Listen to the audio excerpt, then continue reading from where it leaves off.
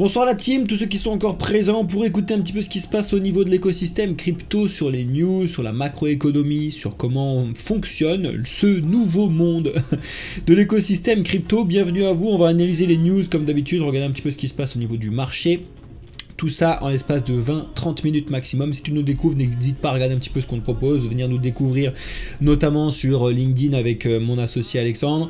Sinon, on vient sur Discord, bien évidemment. Viens regarder un petit peu ce qu'on te propose sur X, sur YouTube, un petit peu de partout, on est présent. Et n'hésite surtout pas à nous poser tes questions, surtout si tu es débutant. Il y a énormément de gens qui sont débutants qui ne savent pas de quoi ça parle et c'est vraiment très important de comprendre, surtout quand on souhaite investir avec le nombre d'arnaques qu'il y a de partout, c'est assez flippant. Bref, allez, trêve de bavardage, laissons place à la vidéo. Donc comme d'habitude, je vous introduis la vidéo au moment, avec Bitcoin pour que vous puissiez savoir quand vous regardez la vidéo à peu près où on était au moment du tournage de la vidéo, bref.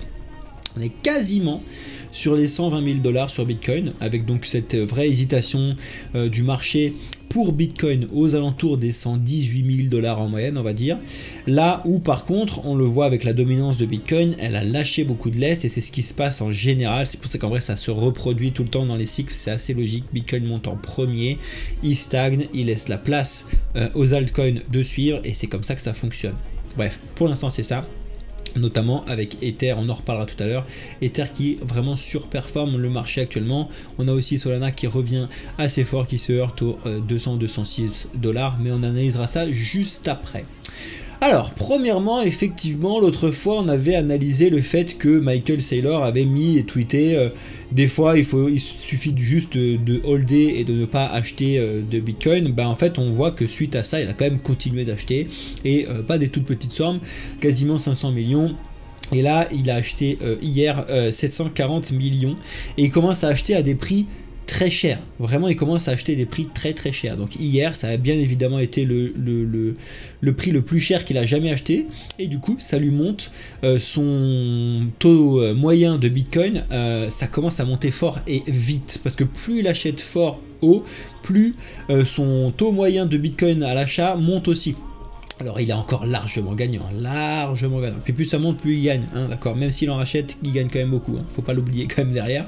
Mais 71 700 $, on était encore il n'y a pas si longtemps, il était à 60 000, 50 000. Donc bref, ça monte énormément, il a plus de 600 000 jetons maintenant. On avait fait une vidéo sur la chaîne, je sais plus... Bref, on a fait une vidéo sur la chaîne principale pour vous montrer un petit peu ce qui se passe et surtout les dangers de tout ce qui a été mis en place derrière. En tout cas, il continue d'acheter, ça c'est très puissant. Mais, il y a un mais quand même, dans les années à venir, parce que j'espère que normalement il ne sera pas obligé de le faire d'ici la fin de l'année et théoriquement pas l'année prochaine, mais dans les années à venir, il va être obligé de vendre. Il va être obligé de prendre des profits. Déjà, c'est même pas pour lui, c'est parce qu'en fait il a des investisseurs à rembourser parce qu'ils ont mis des sous et parce qu'ils ont envie d'avoir un retour sur investissement, c'est normal. Donc il va devoir vendre. Le jour où il va en vendre même un seul, le marché le prendra comme ça y est, elle a perdu confiance et machin. Donc il va falloir faire attention à ce jour-là. Ensuite, au niveau des ETF, ça fait longtemps qu'on n'avait pas fait le point dessus. Du coup on va se le mettre en weekly, comme ça on va pouvoir regarder un petit peu ce qui se passe. Il y a eu énormément d'entrées, voilà, comme ça c'est très simple. Faut pas se regarder ce qui se passe, le chiffre de baisse KXI parce que on vient de démarrer la semaine, on est mardi et encore je crois qu'on n'a même pas eu la clôture du jour, donc voilà, on est juste avec celui d'hier où il y a eu un peu de sortie. En vrai on verra ce qui va se passer sur Bitcoin, on a quand même énormément d'entrées, vous pouvez le voir sur ce graphique là, ça y est, on a eu vraiment un retour de très grosse semaine d'entrée avec 2, 3, 4 milliards, 5, 6, 7, voilà, il y a eu plusieurs dizaines de milliards d'euros qui sont rentrés quand même sur les dernières semaines, ça fait quand même beaucoup de bruit, et ça c'était sur donc l'ETF Bitcoin Spot, et après quand on va regarder un petit peu ETF Ethereum Spot, parce qu'il s'est passé quand même quelque chose qui est assez ouf, on n'en a pas beaucoup parlé, que ce soit nous ou dans les médias, mais vous le voyez là sur le côté. On avait donc cet ETF qui pendant très longtemps était très compliqué, d'accord, personne ne rentrait, etc. Et là, on a beaucoup d'entrées. Alors, moi, j'ai quand même un petit doute qu'il faut aller vérifier, parce que du coup, quand ils disent les inflows entrantes, j'ai un doute parce que comme ils nous le foutent en dollars, et comme on parle des Ethers, forcément, si quand Ether monte, la valeur monte. Donc il faut regarder un petit peu ce qui se passe. Normalement tu le vois ici, c'est avec la truc blanche là, donc c'est beaucoup mieux. Alors il y a eu quand même beaucoup d'entrées, normalement ça c'est propre, mais c'est toujours en... En fait moi je voudrais avoir en Ether. C'est vrai que c'est dommage qu'ils le mettent pas. Enfin bref, ça signifie normalement que c'est de l'argent qui est rentré pour acheter des Ethers, et comme c'est plus cher, bah, du coup pour en avoir moins tu payes plus cher. Bref, t'as compris un petit peu le bilan. Mais du coup ça donne qu'en fait on a eu beaucoup d'entrées et fortes, surtout la semaine dernière avec 2 milliards. C'était jamais vu, même la semaine avant quasiment 1 milliard. Alors que tu regardes avant c'était que des petites sorties en fait, parce que c'était comme d'habitude les sorties de Grayscale, etc. etc. Donc c'est assez significatif de ce rebond de l'écosystème crypto qu'on a eu, qu'on ne peut pas oublier. Et pour l'instant, c'est pas encore avec les trucs qui nous fait titiller et qu'on attend là, avec un vrai bull run, d'explosion, d'utilisation, des trucs un petit peu de partout. Je pense sincèrement que ça va venir. Après, j'ai bien évidemment pas de boule de cristal, donc j'en sais rien. Mais un des points cruciaux pour que ça puisse arriver, c'est bien évidemment les taux donc de la banque centrale. Donc, il faut être conscient des dates, c'est toutes les 6 semaines et toutes les 3 semaines, enfin en décalé de 3 semaines, on a le meeting de mi-mandat. Bref, si vous voulez avoir toutes ces informations là, n'hésitez pas à suivre les lives de mon associé avec Alex, qui vous explique toute la partie économique, qui est très bon là-dessus. Bref, donc ça c'est ce qu'on attend énormément, c'est-à-dire que pour l'instant, toujours pas de changement de taux prévu normalement pour la fin du mois de juillet. Effectivement, ce serait très étonnant qu'en période un petit peu estivale, marché, gens, traders fermés, etc. Ce serait bizarre qu'ils le fassent maintenant. Ce serait très bizarre. Les marchés réagiraient potentiellement d'une façon assez bizarre. Par contre, quand tu regardes au 17 septembre, donc tu vois, c'est les taux qui bougent pas, 4,25, 4,50, s'il veut bien charger. Là, on est passé bien évidemment à quasiment 60%, ça bouge beaucoup, sur une baisse de taux. Donc de 0,25 points de base, voire plus, selon comment il décide de péter un peu son câble. Mais c'est ça qui, pour l'instant, fait en sorte qu'on price un peu le marché, selon beaucoup.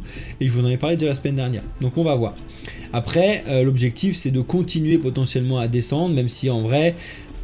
Là, les prédictions, elles sont plutôt en train de suivre ce qui se passe avec Jérôme Powell, à savoir de faire vraiment à tâtons. Donc on descend que très très peu, très lentement. Alors que quasiment tous les autres pays ont descendu, l'Europe, l'Angleterre, etc. Et c'est d'ailleurs bizarre parce que normalement les États-Unis c'est les premiers à donner le mouvement et c'est rarement les derniers. Donc c'est aussi ça qui est un peu bizarre. Je me pose 2 3 questions de temps en temps parce que souvent sur ce genre de mouvement, etc. c'est les États-Unis qui sont en premier puis les autres suivent, d'accord. Et là c'est l'inverse. C'est que les autres ont bien descendu, notamment en Europe, comparé du coup aux États-Unis. Pour l'instant il se passe que dalle. Donc, au niveau des news, que s'est-il passé un petit peu ces derniers jours? On va analyser ça rapidement ensemble. On avait fait donc le live, c'était le 18, je crois bien, ou le 17, je me souviens plus la semaine dernière. Bref, on va partir un petit peu de ce qui s'est passé fin 17 là, l'après-midi.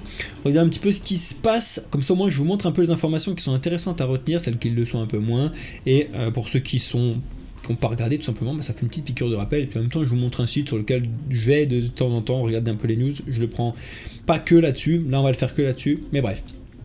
Coinbase Wallet devant une bonne app, on s'en fout. Le Salvador, le Pakistan, on l'avait déjà parlé. Ça on avait parlé. La capitalisation, ça on avait parlé. XRP s'envole de 17%, on va se calmer. Le Salvador mentirait sur ses achats de Bitcoin selon le dernier rapport du FMI. Ça c'est juste pour vous rappeler qu'effectivement, pour ceux qui avaient oublié, et ça c'est quand même une information macroéconomique qui est assez importante, le FMI, donc c'est le Fonds monétaire international, il avait prêté alors je sais plus si c'est 1 ou 2 milliards au Salvador, à condition que le Salvador n'achète plus de Bitcoin. C'était ce qui était dans les conditions. Sauf que, bah en fait, quand tu surveilles le compte du Salvador, ils l'ont pas mis. Quand tu surveilles le compte du Salvador, tu dois avoir les liens que tu peux trouver un petit peu de partout. Tu vois qu'en fait, bah, le nombre de Bitcoin fait que d'augmenter. Alors qu'ils n'achètent pas, il y a un petit peu de tension. Et justement, voilà, la question c'est est-ce qu'ils ont menti ou pas en fait, directement. Est-ce qu'ils achètent réellement ou est-ce qu'en fait ben, ils se servent un petit peu du fait que ce ne soit pas eux qui l'achètent, mais ils utilisent les revenus, le minage et autres qu'ils ont dessus. Donc gros sujet, le Salvador. Et comme ça a été les premiers à accepter le Bitcoin en tant que moyen de paiement, etc., mais en tant que monnaie chez eux, c'est un gros sujet. Parce qu'ils sont quand même plus ou moins l'exemple Donc en fait, s'il chie, tu sais, un exemple, quand tu le rates, compliqué.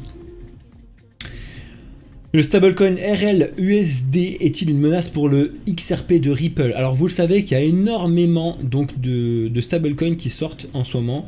Vous n'avez pas été normalement surpris de tout ça. Mais du coup, il y a un stablecoin AOC au dollar qui était conçu pour répondre aux besoins croissants en matière de paiement, de la DeFi. Et en fait, les gens ils se posent la question, est-ce que ça menace le rôle du XRP?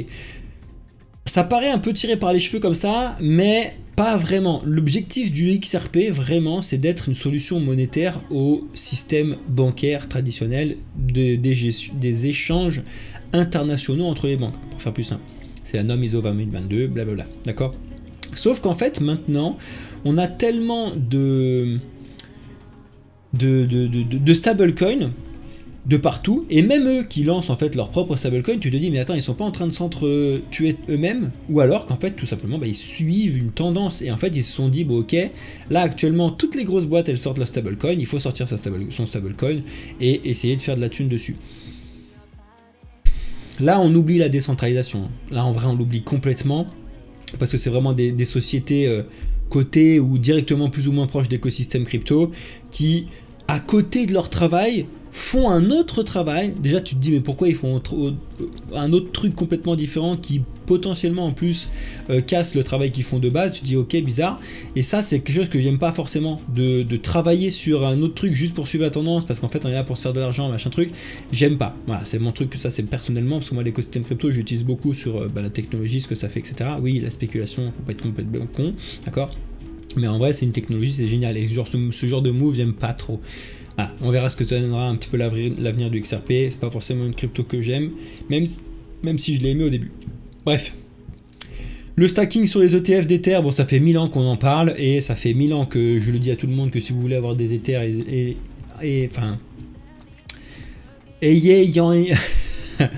achetez-en tout seul, hein, vous embêtez pas à passer sur des ETF et stackez-les tout seul si vous voulez les stacker. Bon, bref. Parce que là, en fait, le problème de ça, et ça les gens ils l'ont complètement oublié, je pense. Mais je sais même pas comment c'est possible d'oublier ça, mais bon bref. Admettons donc les ETF qu'on a mis tout à l'heure, là, donc je ne sais pas combien il y a là. Il y a 3 milliards, d'accord. Admettons ces 3 milliards en Ether, ils les bloquent. Ça veut dire quoi, ils les bloquent? Ils les bloquent, hein.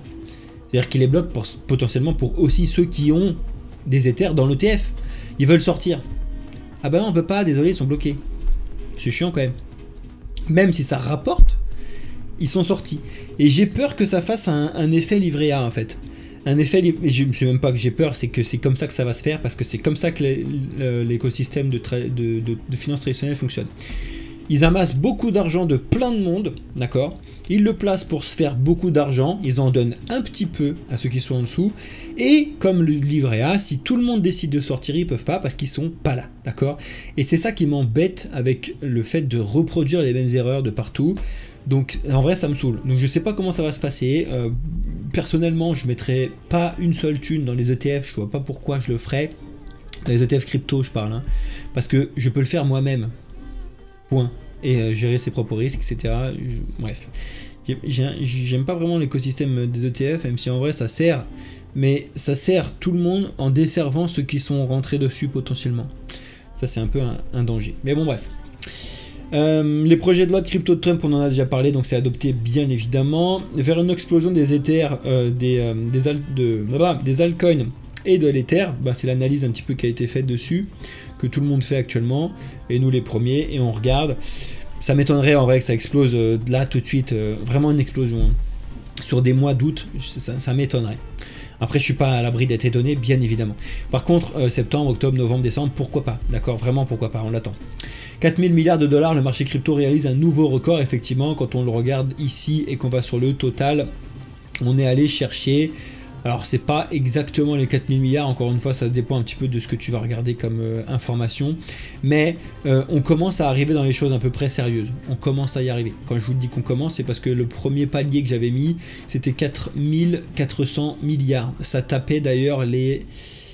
Faut re-regarder, je sais plus si on tapait les 150 sur Bitcoin théorique ou un truc comme ça. Peut-être pas, parce que ça dépendait du truc. Bref, en attendant, les premiums, vous le savez, on l'a déjà analysé ensemble, bien évidemment. 9 milliards de dollars, Donald Trump miserait sur la crypto pour transformer les retraites. Ça aussi, c'est pareil, c'est compliqué parce que ça dépend ce que tu en fais, si c'est accessible et qu'il n'y a pas de blocage, de trucs de fond, etc. Oui, pourquoi pas, mais si tu mets un truc sur Ether ou ce genre de choses, c'est bien et en même temps, c'est différent du système donc des pensions de retraite, notamment aux États-Unis. Mais ça fait énormément d'argent, d'accord. Vous doutez que si on rajoute tout ça, bon, on a déjà plus de doubler le truc, donc c'est énorme, énorme. On a un peu un retour de certains airdrops, on va pas forcément regarder ça, c'est pas forcément le but du jeu. Le Genius Act sur les stablecoins a été signé, donc ça bien évidemment on en a déjà parlé.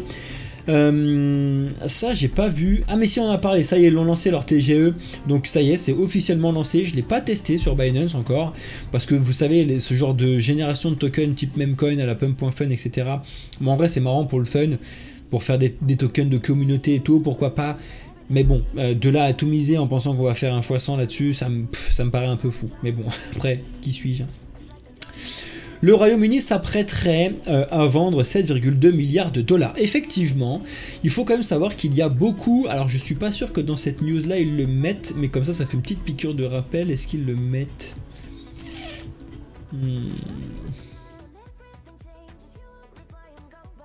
Ouais, mais sur Arkham, ils vont mettre que le truc de...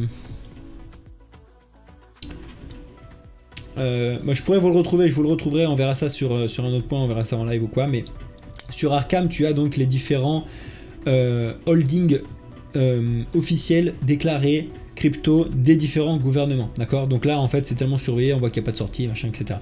Mais il faut quand même savoir qu'en fait on sait aussi depuis quand ils l'ont, et du coup bah en fait on sait aussi les profit and loss qu'ils ont fait dessus. Enfin là ils l'ont pas mis, mais bref, en fait tu sais très bien quand est-ce qu'ils les ont acquis et donc la valeur que ça a depuis.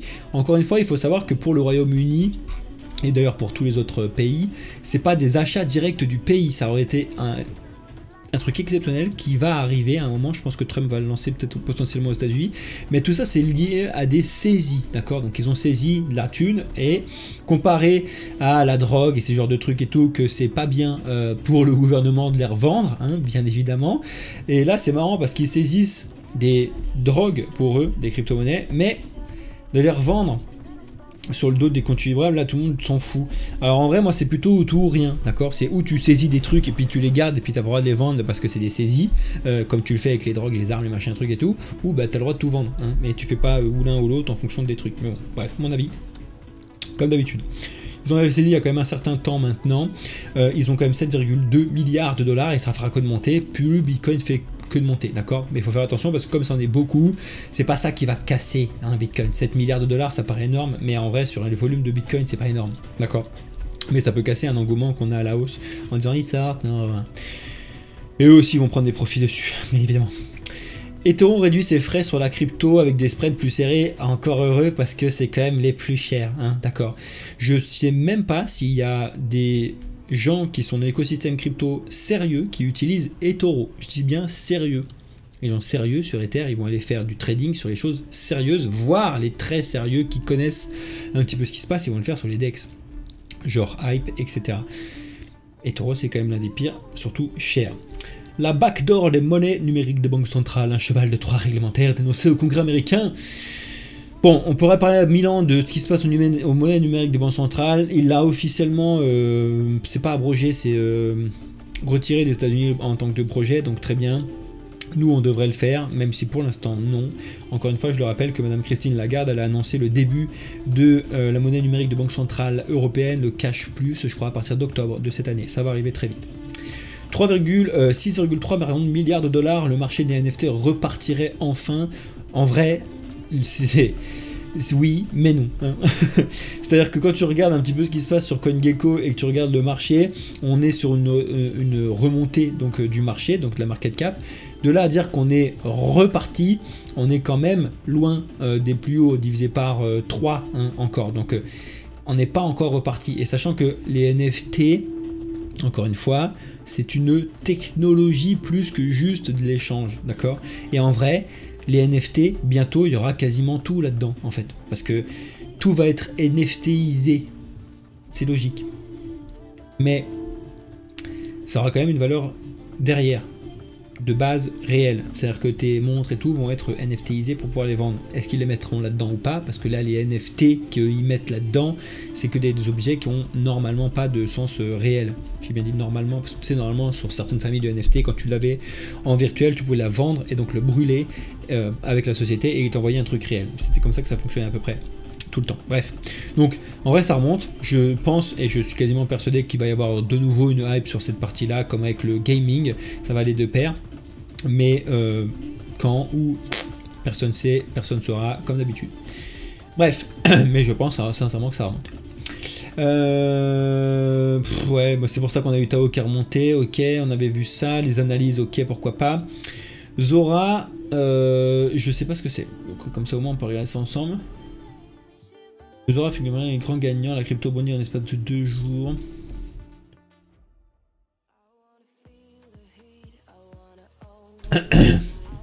C'est quoi le Zora dire?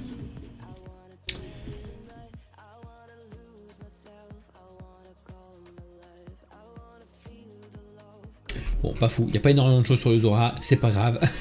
En tout cas, il est très bien remonté, juste parce qu'en fait, il a été... Enfin, juste... Dites-vous que ce genre de pétage de câble, il y a toujours une raison, ça fait pas juste pétage de câble comme ça, d'accord? Et c'est pour ça que souvent il y a des bots qui sont mis, etc. C'est toujours les premiers à acheter qui font péter un peu le câble. Bla bla bla bla bla. Mais c'est parce que ça a été intégré donc à Coinbase, c'est logique. Inspiré par les cryptos, le London Stock Exchange en virage de trading H24, ça fait... je sais même pas depuis combien de temps on en parle que les exchanges et que la bourse traditionnelle passe en H24 et que ça ferme jamais.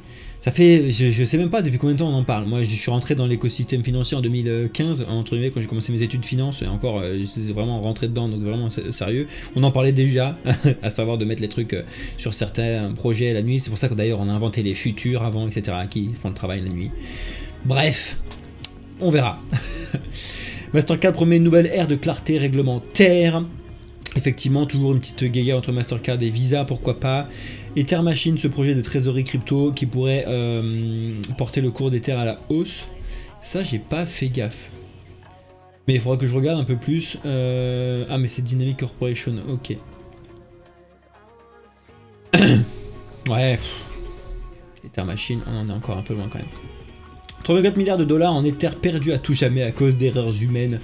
Oui, bon, c'est normal, hein. Tu vas regarder le nombre de milliards de dollars actuellement qui sont perdus en Bitcoin. On parle de bah, déjà 1 milliard et quelques qui sont à Satoshi, donc ça dégage. Mais je crois qu'on parle de, je sais plus le chiffre exact, je crois qu'on est à 6 millions, putain j'ai dit milliards, 6 millions de Bitcoin, ouais, du coup ça fait beaucoup de milliards, mais 6 millions de Bitcoin sont perdus à cause d'erreurs humaines en fait, hein, parce que du coup bah, ils ont perdu l'accès à leur wallet, c'est à peu près la même chose. Ethena a levé 360 millions de dollars pour lancer sa propre trésorerie sur la crypto ENA. Alors ça c'est normal, parce qu'en fait c'est un écosystème Ethena, avec donc leur crypto ENA, avec le USDS, je sais plus, bref, c'est un écosystème de stablecoin. Ça peut faire penser beaucoup à l'UST en vrai, parce qu'avec le Luna, c'était un peu le même truc, en plus là, ça rime ENA, Luna, bref. Mais c'est à peu près l'idée, c'est quand même de trouver un écosystème stablecoin stable. Parce qu'un stablecoin tout seul, ça peut pas réellement être stable. Il faut un truc sérieux derrière longtemps si on veut être décentralisé. Parce que oui, être stable tout seul comme Tether ou SDC avec Circle, etc., ils le font très bien, entre guillemets. Mais si tu veux décentraliser, c'était un petit peu le projet qu'il y avait derrière Luna, etc., il faut mettre un écosystème avec donc différentes valeurs, différentes, on va dire... coffre-fort pour, pour soutenir donc le stablecoin en question. C'est ce qui se passe avec ENA. C'est quand même un gros projet. On sait que Donald Trump, avec ses entreprises, avait investi dessus. C'est pour ça que ça avait fait beaucoup de bruit. The Blockchain Group devient Capital B et annonce une filiale à Abu Dhabi. Donc ça fait bouger un petit peu certaines choses, des grosses sociétés qui bougent. Bon, eToro, on en reparle, on s'en fout. Le gérant de la garde crypto BitGo veut entrer en bourse à son tour. Voilà, il y a quand même beaucoup de gros projets crypto qui, ça y est, ça fait 5, 6, 7 ans, ça dépend des projets, qui ont envie de se lancer en bourse à force, forcément, hein, bien évidemment. Mais c'est un petit peu le chat qui se prend la queue, parce que c'est quand même des projets de finance 3.0, on va dire ça comme ça, qui veut revenir sur de la finance 2.0. Bon. Trop Media achète 2 milliards de dollars de Bitcoin. Très bien, c'est ce qui fait que Bitcoin monte aussi. Le président de la Fed est impliqué dans une controverse avec Trump, est-ce qu'il aura sa tête, bref, ça c'est toujours ces petites discussions. J'essaie d'avancer sur les trucs qui vous intéressent un peu moins. JP Morgan veut proposer des prêts contre de la crypto, c'est marrant, eux ils changent tout le temps de camp, c'est assez drôle. SpaceX a transféré beaucoup de Bitcoin après les avoir laissés immobiles pendant plus de 3 ans. Il ne me semble pas qu'ils ont été vendus pour l'instant. Le président de la SEC, Paul Atkins, affirme que Ether n'est pas une security. Ça, c'est une énorme news. Énorme news, énorme. Vraiment, vous vous rendez pas compte. Et limite, on peut même se poser la question de est-ce qu'il n'y avait pas des gens qui l'ont su il y a quelques semaines, parce que ça à elle tout seul, cette news, ça peut justifier l'explosion de Bitcoin, d'Ether. Parce que vous vous rendez pas compte, vous en foutez, securities, commodities, parce qu'en fait, ça ne nous touche pas, nous. Aux États-Unis, c'est juste le sujet énorme. Si tu es une securities, tu tombes dans la gestion et du coup, tu dois répondre à tel et tel truc et c'est la merde. Et là, ils l'ont démontré, en tout cas, de la part du nouveau directeur de la SEC, c'est pas une security, point, on passe à autre chose. Mais oui, bien évidemment que c'est pas une sécurité, c'est pas une commodity non plus d'ailleurs, c'est pour ça qu'il faut créer un nouveau truc. On verra, on en est encore assez loin, mais du coup, confirmé de la part de la SEC, ça c'est très très bien. Franchement, je me demande si c'est pas ce genre de truc qui a fait pumper Ether fort ces dernières semaines, avec des gens qui le savaient à l'avance. Mais bon, qu'est-ce que tu veux qu'on y fasse? Rien. Les stablecoins vont être intégrés à Western Union, très bien. C'est pareil, ça Western Union, ça vous parle pas du tout, mais c'est quasiment toute l'Afrique qui utilise ça en termes de gestion de paiement, de transfrontalier et international. C'est vraiment énormément utilisé en Afrique, vraiment énorme. 15 millions de Français vont recevoir un remboursement d'impôts. Quelle est la date? Qu'est-ce que ça fout là, ça?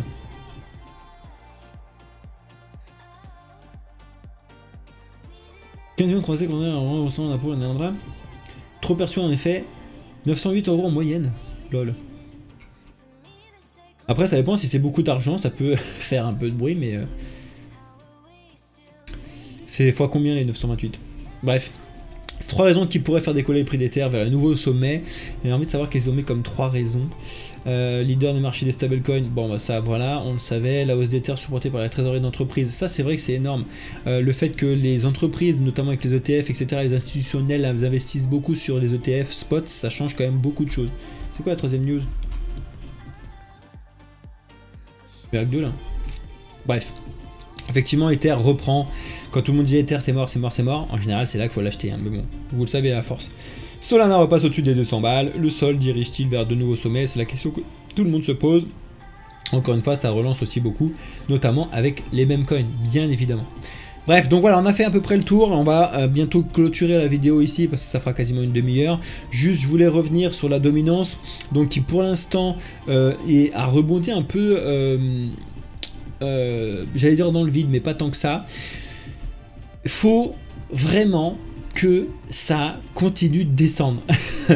Le pire truc qu'on pourrait voir, c'est une dominance qui remonte parce qu'on aurait potentiellement une chute, mais qui remonte fort, genre pas si ça remonte un petit peu, 62 en vrai, il faut tenir les 62 maintenant. Il faudrait plus pouvoir passer au-dessus des 62, ce serait mauvais signe. On verra. Mais bon, je crois encore énormément à cette dominance qui devrait baisser, qui, pourquoi pas, aller chercher les 40%, comme on l'a fait au dernier cycle. Vous voyez qu'on a entamé cette baisse-là, qu'on avait déjà entamé, même si on était allé chercher beaucoup plus haut l'autre fois. Ça peut se faire très très vite. Après, il y a une grosse phase, il y avait eu une grosse phase d'hésitation, hein, donc où à cette période-là, ça montait un peu dans tous les coins. Donc c'est vraiment la période de février-mars 2021. Donc là, la dominance, elle ne montait pas forcément, parce que là, tout le monde montait. Et après, Bitcoin s'est un peu arrêté. Donc aux alentours des 50 000, je crois à l'époque, 55 000 et tout. Et tout le reste avait explosé complètement, d'accord? Et c'était assez ouf, cette période-là, c'était vraiment ouf.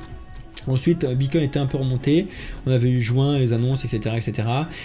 Et il est allé taper les 69 000, il a plus bougé, plus trop, entre guillemets, 65, et s'est monté un petit peu jusqu'à 69 000, parce qu'il a atteint 69 000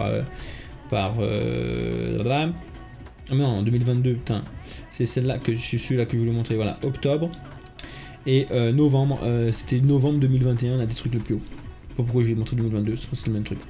Donc voilà, je voulais vous montrer ça, je pensais que c'était important. N'hésitez pas à surveiller un petit peu toutes ces analyses-là, je pense que c'est vraiment bien. Vous voyez aussi notamment qu'on a un vrai écart entre la crypto et l'écosystème traditionnel, parce que du coup, Alors certes ça monte, hein, mais il se passe vraiment pas grand chose comparé à ce qui se passe sur Bitcoin et tout. Et le CAC 40 limite lui baisse, hein. Bon après ce qui se passe en France on le sait bien. Et là aussi c'est assez intéressant, c'est qu'on a l'or qui repart sur quasiment ses plus hauts. Et ça c'est intéressant dans le sens où c'est pas souvent qu'on a Bitcoin et l'or qui montent en même temps, hein, parce que bon l'or il monte tout le temps tu me diras, mais quand il monte tout le temps sur, enfin en même temps sur le truc de Bitcoin c'est assez intéressant et ça fait se poser quand même pas mal de questions. Bref, je vous laisse là pour tous ceux qui sont sur YouTube les amis, et je reste en live avec ceux qui sont aussi sur YouTube mais en live, et ceux qui sont sur Twitch et TikTok pour encore une bonne dizaine de minutes. Après je passerai avec les premiums sur Discord. Ciao à tous ceux de la rediffusion YouTube.